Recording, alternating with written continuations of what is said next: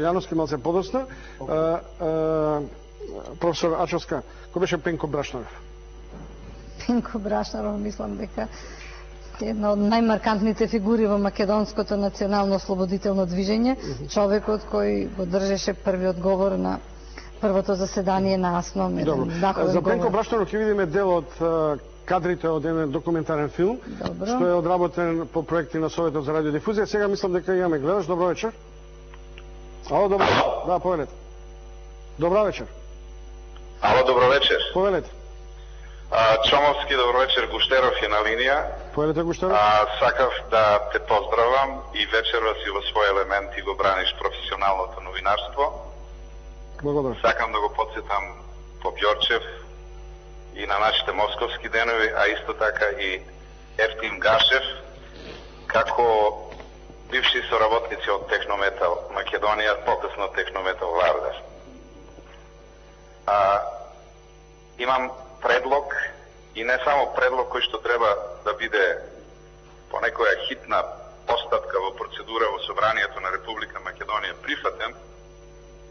Сите тие луѓе кои што биле жртви во тие буревесни времења после Втората светска војна, кога се убиени и осудени најдобрите македонски патриоти, не само да бидат рехабилитирани во овие денови, кога сме во предворието на Европска Унија, кога Македонија треба да направи силен исчекор да ја потврди нашата заложба за демократските процеси, туку тие жртви и луѓе поспратно, а оние што денеска се уште и живи, да бидат наградени со државни ордени, бидејќи само тие луѓе, а не денешниве генерации го заслужуваат тоа. И уште нешто сакам да додадам дека... Господин Гуштеров, дали тоа не значи дека не сте задоволни, да речеме, од оваа декларација за извинување на жртвите? Извинувањето е многу малку. Добро. Потребна е полна рехабилитација и награда со државни ордени на тие македонски патриоти. Ништо помалце, а многу повеќе. Добро, ви ако благодарам. е тоа малку што јас го предлагам. Добро, ви благодарам многу што се јавите. Што би значила рехабилитацијата? Ачовска Погјочев? Ја тој збор не го потребувам и од мојата речник е исфрлен, што се однесува за овој случај. Бидејќи рехабилитацијата значи признање на вина и сега општеството на некој начин навоѓан модус да се наврати и да и ги рехабилитира. Но тоа значи автоматски признавање вината. Јас за мојот татко, и не само за него, за многу други, бидејќи се сметам за познавач на оваа проблематика, не можам да прифатам таков збор. Преди доваѓаат само други, ако само кратко, затоа што мислам дека ќе биде интересно за гледачите. Собранието на Македонија, на Република Македонија, се обидува нешто да направи од 1993 година, кога имаше декларација една од неколку реда, доста срамливо и невешто напишана од ВМРО ДПМН. Не помине тоа. Знаете, се заговараше рехабилитација. И се заговараше и помирување, национална која идеја формално. Доста скромно. После тоа, после 2 години, 95-та, тројца пратеници независни, Петров, Гилистана Марковска и сегашниот актуелен Ефтим Манев, предложија закон, кој со дека не помина у Собранието. Година на покасно го предложи декларацијата која сега помина, веќе Гуштеров ја спомна, иначе да го поздравам ја него на љубезноста. Беше таа декларација која сега е усвоена после 10 години, дословце иста.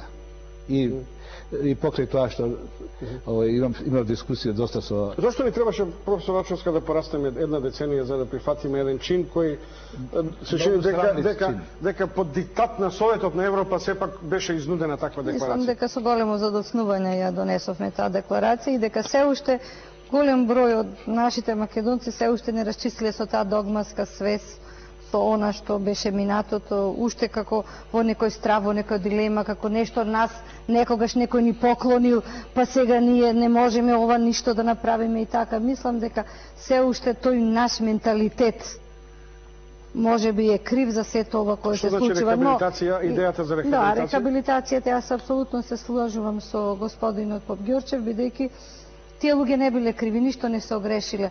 Биле судени затоа што си ја сакале татковината, барале независна држава, ако биле судени, а најголемиот трагедијата во сето тоа е што најголемиот дел од нив немале кривична постапка, не биле судени, немале кривично дело, а ликвидирани се без судење, без кривично дело. Тоа е, мислам, најстрашното. За карактеристичниот случај на Ефтим Гашев околу осудата со ретроактивно дејство, по инсертите од документарецот за Пенко Браштанов, подготвен врз основа на јавниот повик, односно конкурсот на Советот за радиодифузија, изработени од моите колеги и на одредени телевизии веќе прикажа.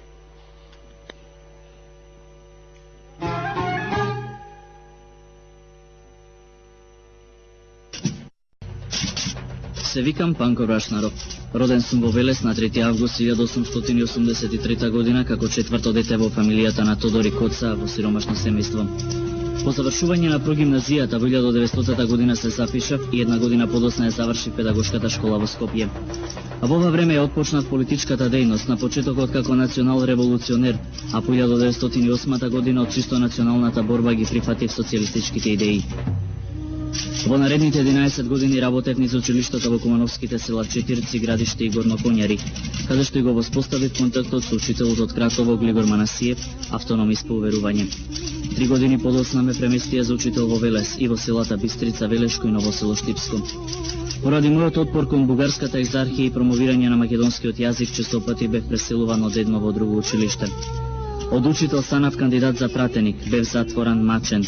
Заминав во партизани, иако со моите 60 години ми беше малку потешко, но издржував.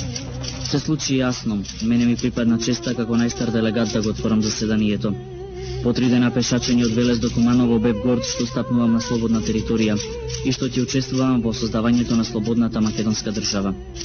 Поасном заминавме и во Горно Врановци, седници, состаноци, одлуки. Го формиравме весникот Нова Македонија, но тогаш почнаа и новите маки, овој пат од своите. Ме прогонуваа, затвораа, судеа, ме однесоа негде. Направија шпалир од затвореници и не тепаа крвнички. Ова не биле луѓе, биле зверови, ме убија. Таму останаа и моите коски, на некој рид. Коските на Панко Брашнаров, учител од Велес, воденичар, бавчанџија, политичар и затвореник.